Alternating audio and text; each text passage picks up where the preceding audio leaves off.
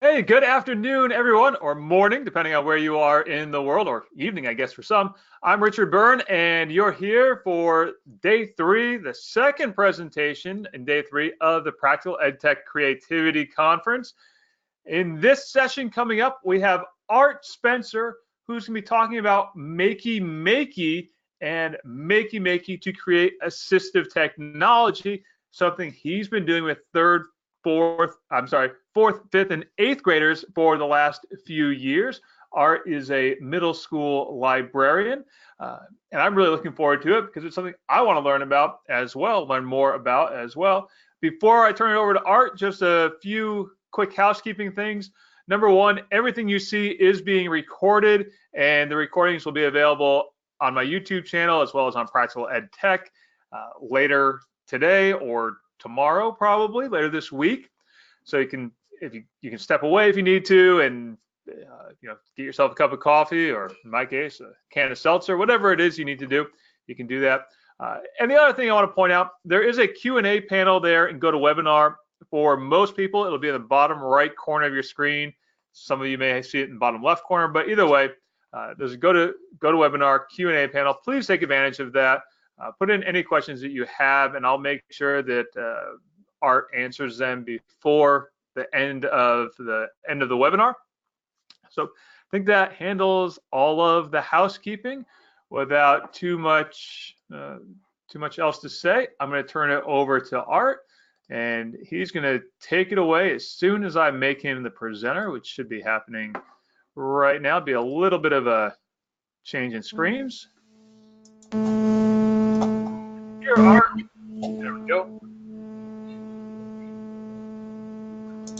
All right, can you see my screen? Yep, we see your screen. You're ready to go. Awesome. So one of the things that I like about doing a webinar is that nobody can tell that I had garlic for lunch. Oh wait, now y'all know. My bad. Anyway, so I want to talk about a project that was not my original idea, but I've been doing for a few years and had a lot of success with. I'm really enjoying this and what it does for kids. And that's to use Makey Makey board to create assistive technology for students that have physical difficulties. So a little bit about me. I'm a teacher librarian, like Richard said. I started out in the elementary school and was there for a very long time, and have recently moved to middle school. I had one of the first functioning maker spaces in my elementary library. I've had people come and watch and see what I was doing and get their own ideas for maker spaces. Really enjoyed doing makerspace stuff. Unfortunately, I've moved on and it doesn't fit in my current role, but I do have a passion for makerspace. So I've also taught about makerspace through the Northwest Council for Computers and Education and the Puget Sound Educational Service District. Those words will only mean things to local Northwesterners, I'm sure. Anyway, so that's a little bit about me. What am I going to talk about today? First of all, I want to make sure that everybody understands what assistive technology is. I'm going to give some examples. I want to make sure that people understand what the Makey Makey board is and how it works. I want to get a chance to walk through my steps on first how I developed this project and then what my steps are in creating it. And I especially want to focus in on the design process and the steps of that, because that's a very crucial part of this whole project. And then finally, I'm going to show some pictures and videos of actual students using the things that were created by other students. And then have time for Q&A at the end. Hey, Richard, I can't see my own webcam. Is there any way to do that? If you could help me out here. Yep, so if you're looking at your screen sharing panel to kind of the left edge below your microphone icon, you should see a camera icon as well. Ah, there I am. There you are. Perfect. That's much better. I am a little off center.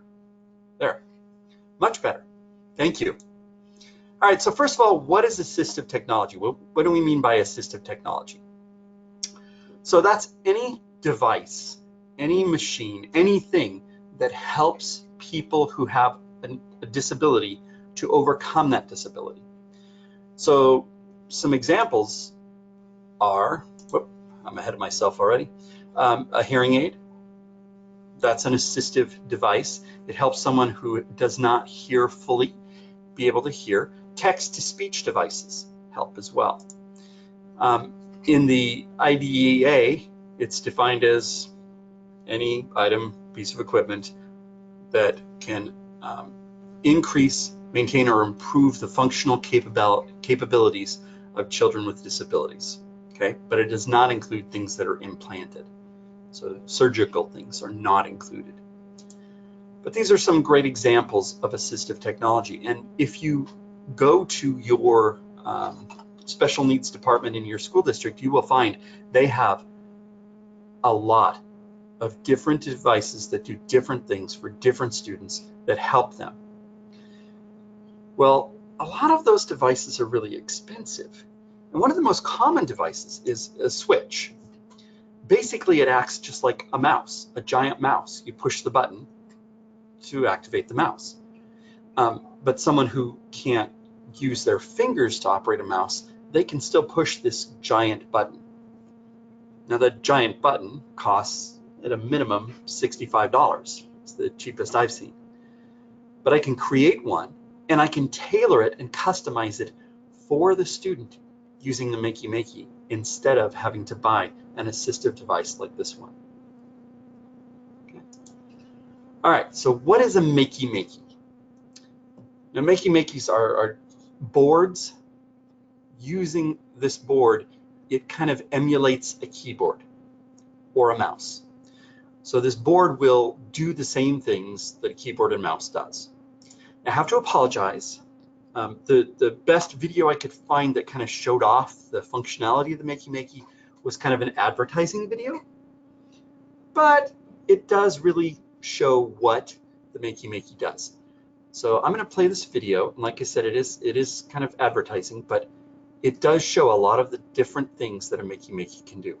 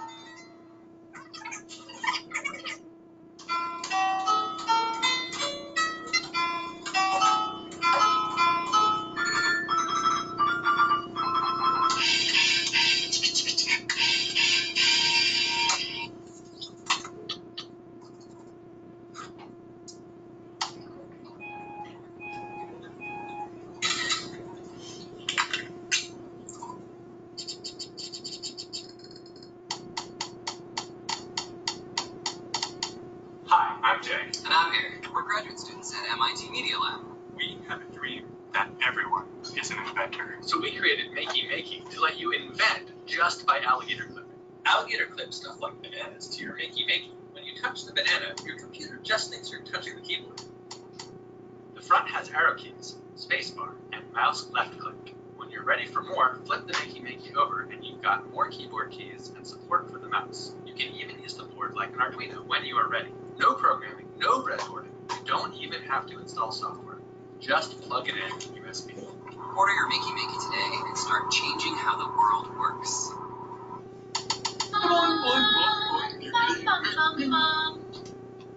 All right, so that was a lot of fun, but basically that's what a Makey Makey is. It's a little board that emulates a keyboard. When you buy a kit, excuse me, bells, I'm still in school. Okay, when you buy a kit, it includes a USB cable, a Makey Makey board, a set of alligator clips, and some jumper cables for the bottom. And currently, Makey Makey is on sale through their official site for $50. Typically, they run for $60. I got all of mine donated. I know that they're available on Donors Choose, and I actually had an independent person who wanted to donate to my makerspace when we were creating it, and they gave me 8 Makey Makeys. I bought one more myself, and so I have 9 that we use for this project. Okay, so here's what the board looks like, and like they said, there's holes, and you put the alligator clips through the holes. Now at the bottom, they didn't talk much about the earth, but this is like the ground wire. If you wire something, it needs to be grounded. The Makey Makey has to make a complete circuit in order to accomplish whatever it's trying to do. I'll show you more about that in a minute. So here's the classic Makey Makey example. This is the banana piano. And one of these cords has to be connected to the ground. And this, the way that they've wired this, actually, it won't work because nobody's holding the ground, nobody's touching it. That's not going to work. But the Makey Makey is a great board. It's a lot of fun to use, and it's so easy. Students can figure out how to use this in minutes. And a lot of the things that are on the top that it does automatically, the clicks and the arrow keys, if you're playing a game online or doing a lot of online things, these are the things that you need. The space, the click, the arrows. So, yeah. All right, I'm getting ahead of myself.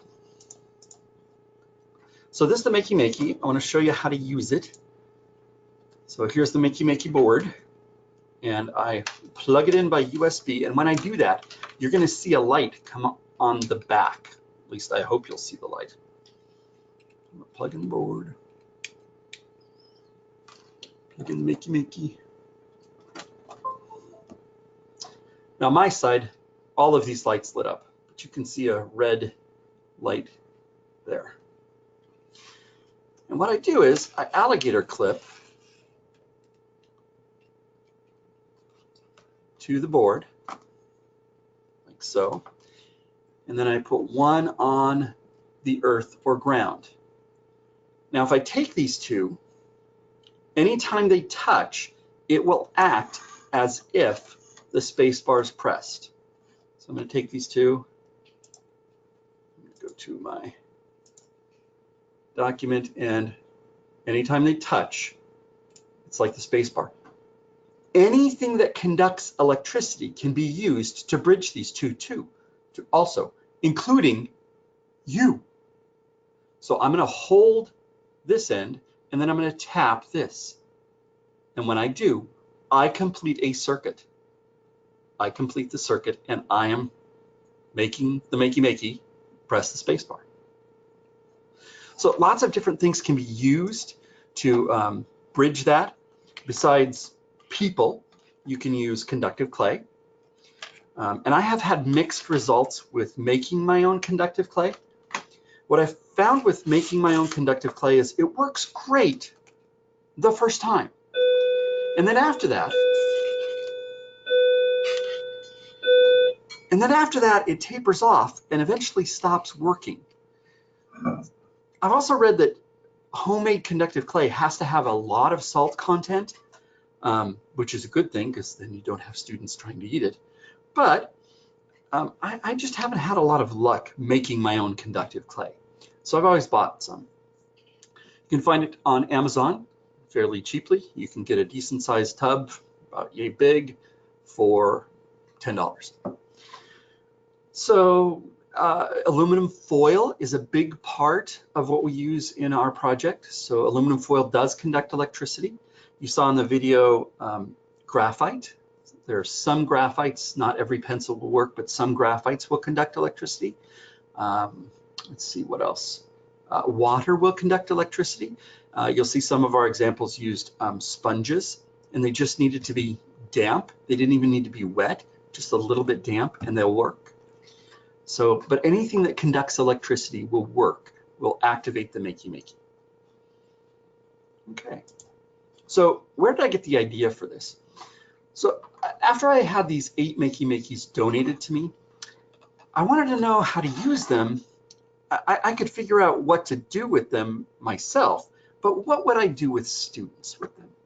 So I went to a workshop from put on by the Northwest Council for Computers and Education, and they had Makey Makeys, and they were walking through how to use the Makey Makey. A lot of the stuff I could figure out on my own. I wasn't really thinking about it, but the instructor had an image on her slide deck of this guy, Tom Hecht. And she kept trying to play the video. She said, oh, there's this great video about assistive technology. And the video wouldn't play. It looked to me like it was just a screenshot. It wasn't an embedded video. So afterwards, this kind of stuck in the back of my head. And I went and looked up Tom Hecht on his website. And he was a high school teacher who had high school students design assistive technology devices for elementary special needs students. So I looked at that and I thought, there's nothing there that my 4th and 5th graders couldn't do. So after watching the video, talking to my SLC teacher, we decided we were going to try this. We were going to give it a go and see what happened. So I wanted a process, all the steps of what I was going to do before I even started. So I looked at design thought, and I looked at design process, and came up with a unit of study. And this is the unit of study that I used with my 4th and 5th grade. With the 8th grade, it's been a lot of the instruction being done by a different teacher. Our mechatronics teacher did the instruction. Yeah, so I have done a lot less of the instruction this time. But we've pretty much followed the same steps. We might not have just had the exact same lessons. So what do? First thing we wanted to do was to teach design. We wanted to teach the design process so that students who were actually designing knew about design and knew how to design. Then we wanted to teach students the Makey Makey so that they knew it well enough to use it. Then we wanted to introduce the students that they would be working with. We wanted the 4th and 5th grade students to actually sit down and talk with the special needs student that they were going to design for. Same with the 8th grade students. We brought in the special needs students to sit down with them. And although they couldn't all talk, they interacted as best they could. After that, we'd assign applications. So for the 4th and 5th graders, we had them working on web-based games, kind of like what you saw in the video, Mario and things like that. So they were designing Makey Makey devices for web-based games. For the 8th graders, we wanted something a little bit more challenging. So instead of designing for web-based games, they actually built their own game in Scratch for the individual student that they were designing for. And they, through interviewing the student or the student's para, they were able to find what that student's interests were. They were able to capitalize on that in what they were doing. Okay, then creation time. So it takes time to design and create and build something. The students needed time. I think with my 4th and 5th graders, it took 3 whole class periods to get them to a point where they could then present what they had to the other students. And then you need to test the designs. So we actually shared our designs with the special needs students, let them sit down and use them, let them actually see how they work. And then the final step in the design process is to reiterate, to repeat. So lather, rinse, repeat. All right, so that's the plan. And like I said, I've pretty much followed all those steps, no matter when or how we've done it. So first of all, the design process. I really wanted students to understand design so that they could see how this translated to careers and college readiness and future skills. I looked at a lot of different design processes, and the one that I really liked was the one by the D School in Stanford. And the reason why I like this is because the very first step is empathy. Before you can design for anyone, you need to understand what the problem is from their point of view. What it is you're trying to solve from their point of view. Because if you solve it from your own point of view, you're not going to really help that person. Empathy is so important and so missing in our world today. I just really felt strongly that having the students empathize was crucial. And that's why I picked this particular design model. So the steps are to empathize, and you do that through interviewing, talking, watching. But yeah, you learn what the person needs and what their struggles are. Yeah, you empathize with them. The next step is to define the problem. And you define the problem very clearly and very simply, exactly what it is the person needs to do. A very clear, very simple definition. Next, you brainstorm, ideate. You come up with thoughts and ideas, and nothing gets thrown out, because anything can lead to another idea.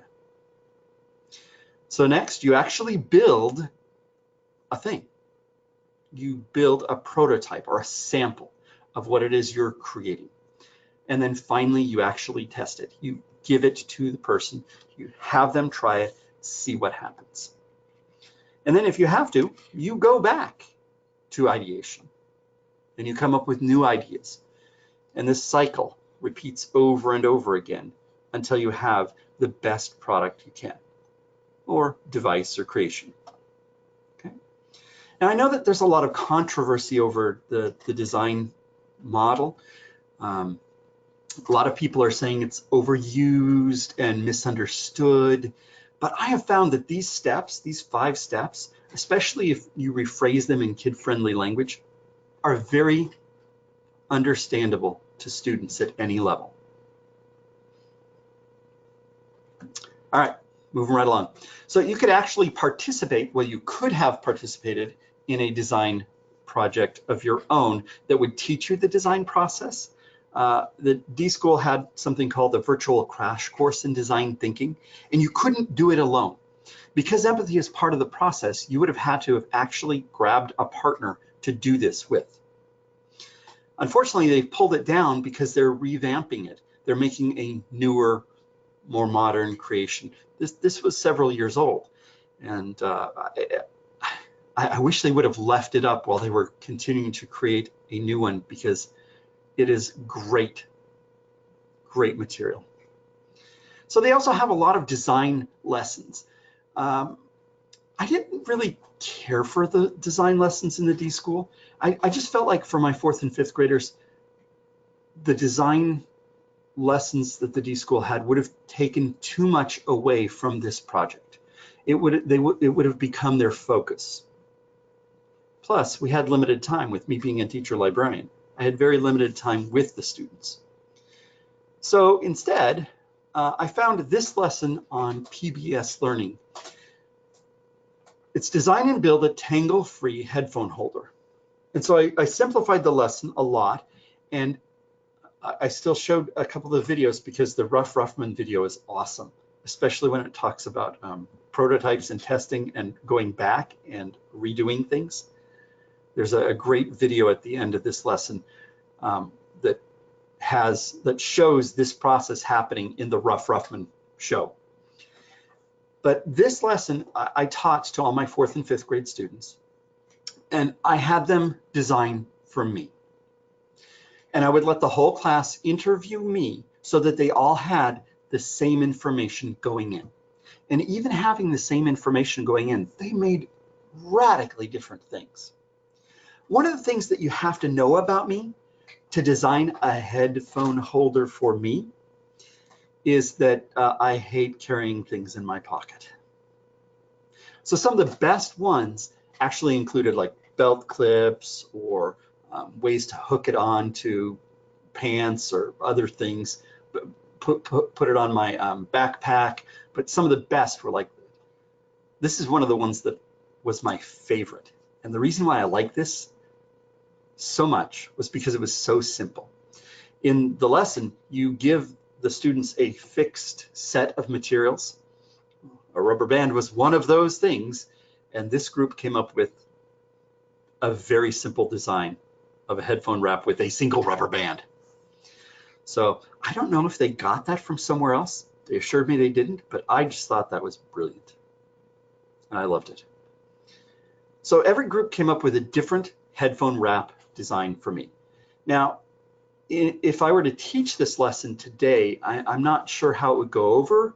I think probably I'd get some snickers because I didn't have, AirPods, but well, I still have headphones with cords. What can I say? All right, so what did it look like when we finished? Once the students created whatever they were creating for the student to use, how did it look? So everything that they created was different. A lot of times we used cardboard as the background or the base for whatever we were creating. And like I said, with the Makey Makey board, you have to have a complete circuit. So some of the students would use a connector that would wrap around the wrist, and that would have the student be grounded, and then they could use their other hand to access the button. So that's the case here. So these are sponges. These are damp sponges. You can see the watermarks there. And if you press the sponge while you're wearing the strap, you'll push the arrow button on the keyboard. Okay, so here's a couple of other sponges, and this ball just moves back and forth. I think I have a video of this a little bit coming up in a little bit.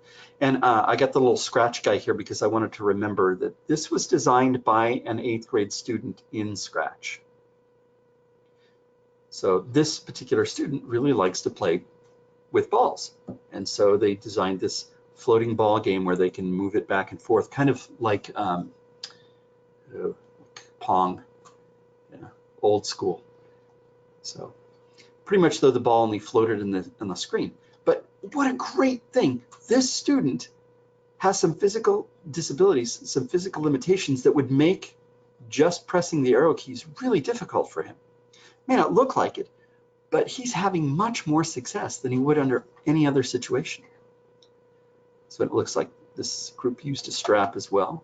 I know some groups used a purchase strap, and some groups used one that they created, like a bracelet made out of tinfoil.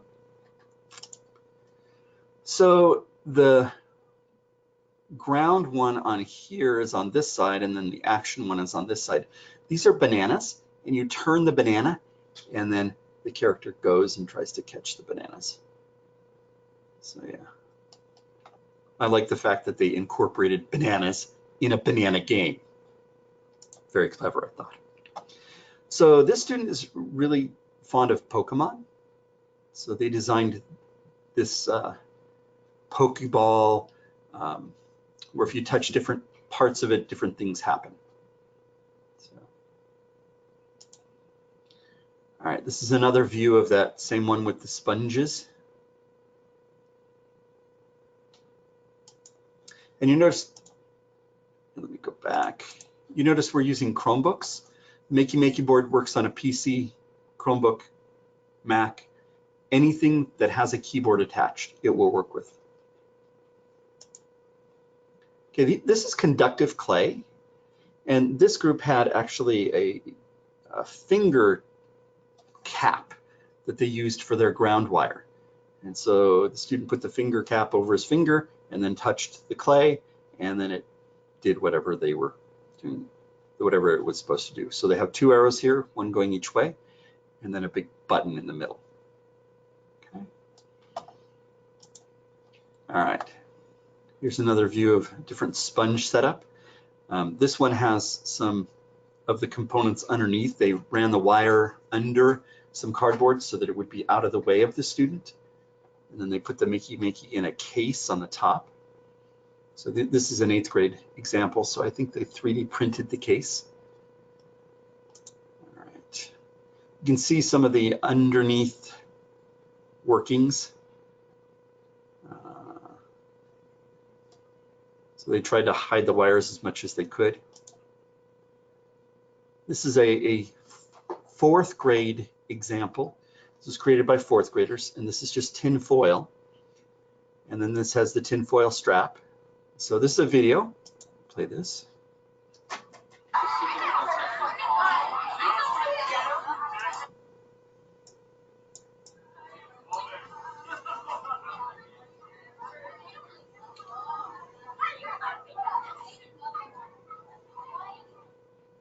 I apologize if it just blasted you out.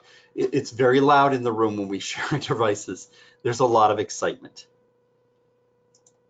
Okay, this is another video. This is, I believe, an 8th grade example. Yeah, that's the sponges. Come on, load. You can do it, video.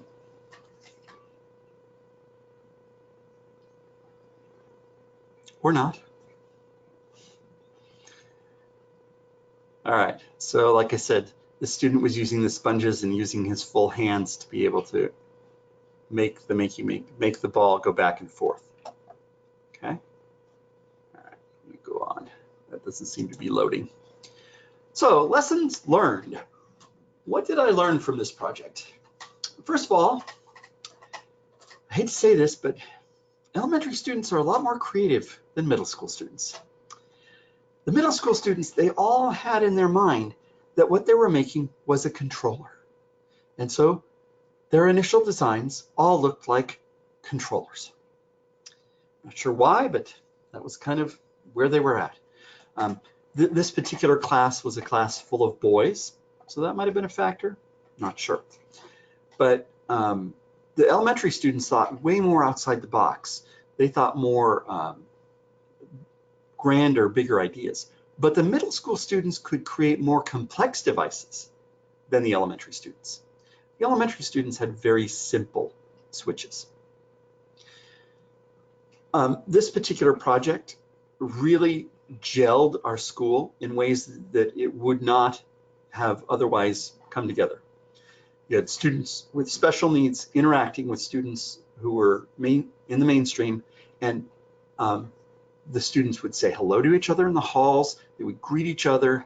They interacted outside of this project because this project brought them together. And it brought them together in a way where they were interacting, not just seeing each other from afar. Another lesson. You've got to have something that gives keyboard input for this project to work. I really wanted some way to make switches for my SLC teacher to be able to use Kahoot. But because Kahoot is based on clicking the mouse on the color, we could not figure out any way to do that. So if anyone out there can figure out a way to make this work, please tell me, because I'm trying to make this work with Kahoot. Our SLC teachers use Kahoot a lot with their classes. The students love it, but those students just cannot interact fast or quick enough to compete with other students. If they had some sort of an assistive device, then they could be in a Kahoot with other students. So that's something I really want to do. And if anybody can figure it out, please tell me. Tell me. Last lesson learned. Everyone wins. This project is fantastic. The students learn great skills. The students are interacting in ways that they wouldn't with each other. And over my entire teaching career, I have to say, this project is going to be one of the things that I'm most proud of. It is amazing seeing the kids work together and build something for someone else that needs it. All right, so before I start my Q&A time, where can you get some additional information? Tom Heck's website is tomheck.com.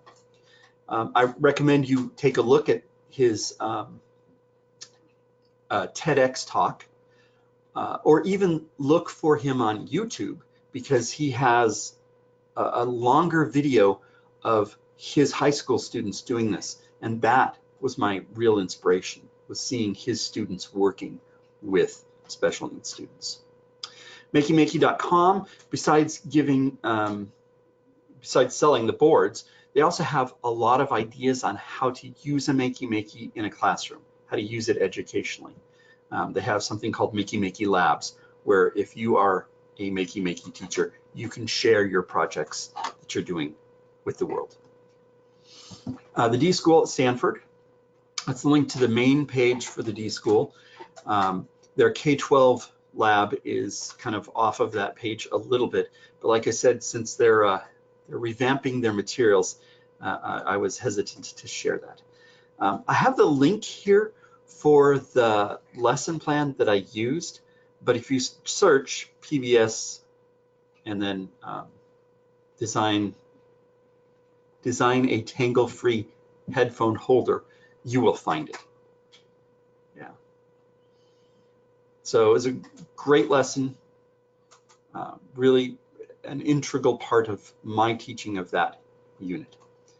So finally, you can reach me on Twitter at Book Voyages. Book Voyages is my Twitter handle. And that's about it for now. I want to open it up to any questions that I might be able to answer.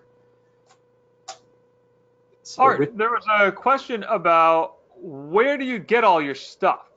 Like the actual products. I know you mentioned Donors Choose, but what else? What other? Just Amazon, or where do you get it all? And how do you know what to get? That's a better question. How do you know what to get, and where do you get it all? Yeah, that's a great question. So most of my stuff that I use for this project is pilfered, because a lot of it is cheap things. Cardboard, I get most of my cardboard from my kitchen manager. What she'll do is whenever she has a shipment come in, which is almost daily, she will save a few boxes for me, and I will cut them up into pieces, and we'll use them for all of our creations. Aluminum foil, I have found that I can get aluminum foil donated a lot by parents. A lot of times parents will just send in a roll of aluminum foil because it's not that expensive. I've also gotten it by buying the aluminum foil myself. Sorry. Rubber bands, clips, all of that stuff comes right out of the supply closet in the school. So I was able to pilfer the supply closet for some of those supplies. Conductive clay, that's the one thing that I've pretty much had to buy. Like I said, I tried to make my own. There are several recipes for conductive clay online. I just found that it would only work for a very short time, and then it wouldn't work anymore, and I'd end up having to make more. So instead, I just ended up buying conductive clay. And like I said, I get that from Amazon, and that comes in a tub about yay big for about $10. I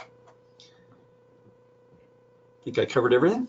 Oh, alligator clips. I got to tell you, the ones that come in the Makey Makey kit are really cheap. Again, Amazon. They're about 25 cents a piece. So, all right. And there was another question. Do you let your students take the stuff home? Yes, actually I have. Not every group, but I have let students take them home. The big problem is, since they're working in a group creating this assistive device, a lot of times there's one that several kids will gravitate to, but I do send home the cardboard, the stuff that's constructed. I've never sent home the Makey Makeys, except on a loaner basis. I've checked them out, because as a librarian I can do that, to one or two families, and they've taken them home and used the Makey Makey on their computer at home. So, but other than that, no, pretty much I keep them. It's nice to have a backlog of ideas for students to look at and see. I don't keep too many and I don't put too many out because then they immediately think, okay, I'm going to make that. And I really want them to be creative.